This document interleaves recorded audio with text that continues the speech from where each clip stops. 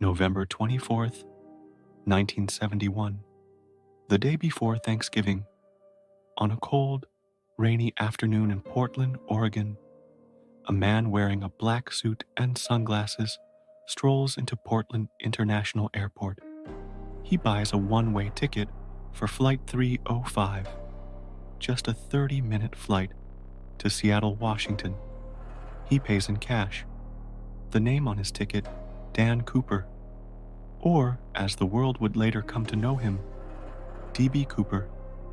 What followed that day has become one of the greatest unsolved mysteries in American history. D.B. Cooper hijacked a plane, collected a ransom of $200,000, parachuted into the night, and vanished without a trace. No one knows who he was, where he went, or if he even survived the jump. Tonight, let's dive into the strange events of that day, the suspects, and the theories that still puzzle investigators over 50 years later. Flight 305 was a Boeing 727, lightly loaded with only 36 passengers. Shortly after takeoff, Cooper handed a flight attendant a note. At first, she ignored it, thinking he was just flirting with her. But then, Cooper leaned closer and whispered, "Miss, you better look at that note. I have a bomb." The note demanded $200,000 in cash, 4 parachutes, and a fuel truck waiting in Seattle to refuel the plane. If his demands weren't met, he would blow the plane up. Strangely, Cooper was calm and polite throughout the ordeal. Passengers didn't even know they were being hijacked. They thought it was just a delay. When the plane landed in Seattle, Cooper's demands were met. The authorities handed over the cash and parachutes, and he allowed the passengers to leave. Only the flight crew remained, just the pilot, co-pilot, a flight attendant, and D.B. Cooper himself. Cooper instructed the crew to fly toward Mexico City at a low altitude of 10,000 feet, with the plane's rear exit door open. Somewhere over the dense forests of the Pacific Northwest, Cooper strapped on one of the parachutes, grabbed the money, and jumped into the freezing night. The search for Cooper began immediately. The FBI combed the suspected landing area, forests, mountains, and rivers. But no trace of him was ever found. Not his body, not the parachute, not even the briefcase containing the supposed bomb. It was as if D.B. Cooper had vanished into thin air. For years, authorities assumed Cooper didn't survive the jump. The weather was brutal, the terrain was dangerous, and he wasn't dressed for the conditions.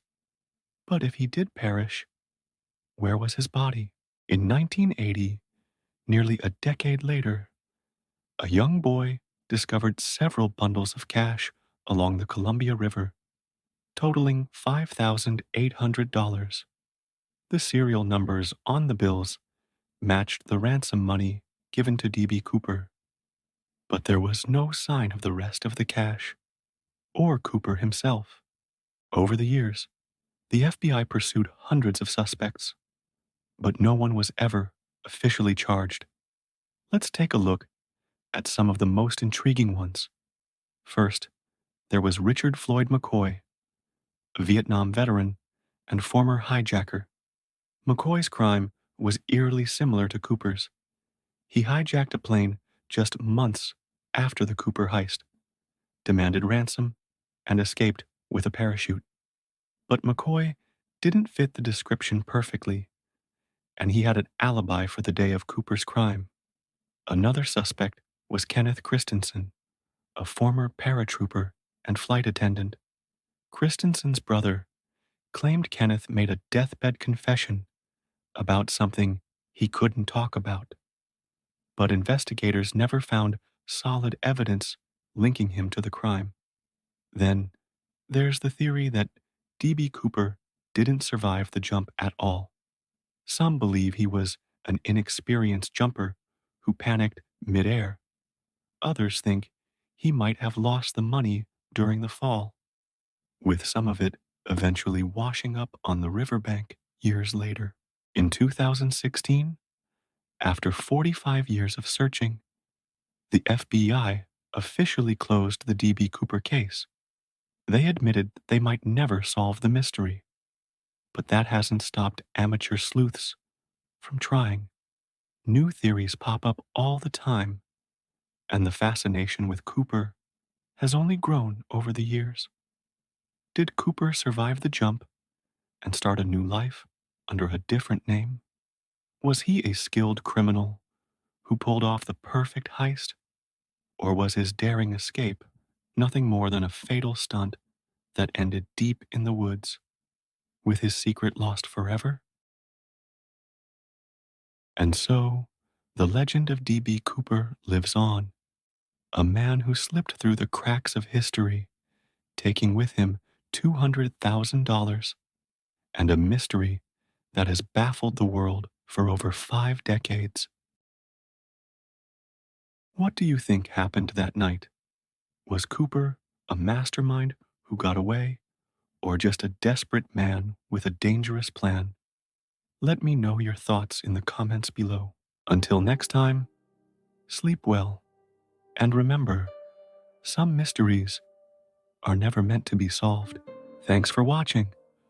Don't forget to like, share, and subscribe for more stories. Let me know your theory about D.B. Cooper in the comments.